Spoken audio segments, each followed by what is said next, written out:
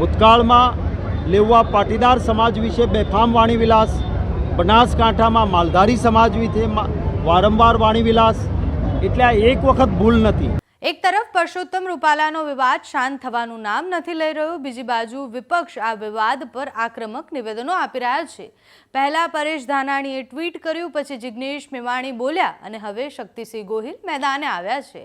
ગઈકાલે ભાવનગરમાં આમ આદમી પાર્ટીના ઉમેદવાર ઉમેશ મકવાણાના મધ્યસ્થ ચૂંટણી કાર્યાલયનું ઉદ્ઘાટન કરવા માટે શક્તિસિંહ ગોહિલ અને ઈશુદાન ગઢવી પહોંચ્યા હતા। એમની ઉપસ્થિતિમાં એક સભા યોજવામાં આવી હતી।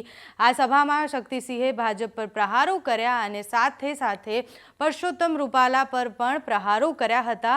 એમણે પરસોત્તમ રૂપાલાએ જે નિવેદન આપ્યું હતું એને વખોડી કાઢ્યું। પરસોત્તમ રૂપાલાએ પહેલા પણ નિવેદનો આપ્યા છે એવું શક્તિસિંહ ગોહિલનું કહેવું છે। શક્તિસિંહ ગોહિલે કહ્યું કે પાટીદારો માટે હોય કે પછી દલિત સમાજ માટે હોય, પહેલેથી જ પરસોત્તમ રૂપાલાએ આવા નિવેદનો આપ્યા છે, એમના સામે એક્શન લેવા આવવું જોઈએ। તો શક્તિસિંહ ગોહિલે શું કહ્યું તે સાંભળીએ।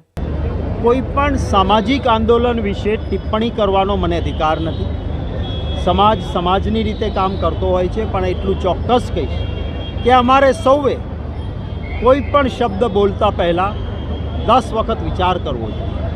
ભારતીય જનતા પાર્ટીના નેતાઓ ટૂંકા સ્વાર્થ માટે, વોટ બેંક પોલિટિક્સ માટે, કોઈને ખુશ કરો તમે વાંધો નથી, પણ કોઈને ખુશ કરવા માટે કોઈને નારાજ કરો, ફરી પાછા એમને ખુશ કરવા માટે, દાખલા તરીકે રાજપૂત સમાજની માફી માંગવા માટેનો એક કહે તો પણ એક અહંકાર સાથે કે મારી પાર્ટીને નુકસાન જાય છે, એટલે હું કહું છું જે ફંક્શનમાં ગયો હતો એ નકામું હતું, કોઈ કામનું નહોતું, એમ કરીને પાછું દલિત સમાજનું અપમાન કરવાનું।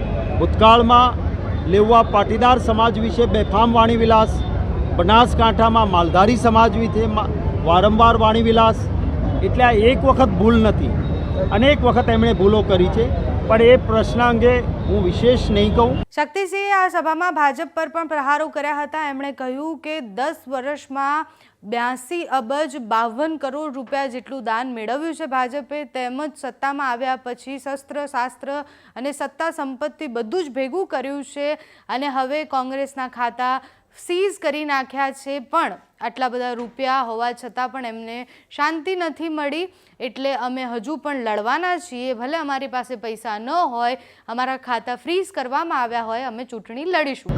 આખરે લોકશાહીમાં લોકો નિર્ણય કરતા હોય છે।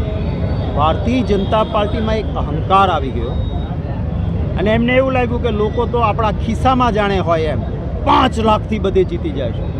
અરે આ જનતાનું અપમાન છે, મતદાતાઓનું અપમાન છે। આ શું કાંઈ તમારા કોઈ ગણોતિયા છે? આ શું તમને એમ લાગે છે કે તમે ખરીદી લેશો? તો હવે આ ચૂંટણીના મેદાનમાં નિવેદનોનો વરસાદ થઈ રહ્યો છે। જનતાએ સમજવાનું છે કે નેતાઓના નિવેદનથી કેટલું ભરમાવવું કે કેટલું નહીં ભરમાવવું। અત્યારે આ વિડીયોમાં બસ આટલું જ। જો તમે અમને યુટ્યુબ પર જોઈ રહ્યા હોય તો સબસ્ક્રાઇબ કરો, ફેસબુક પર જોઈ રહ્યા હોય તો ફોલો કરો, અમારા વિડીયોને લાઇક અને શેર કરો।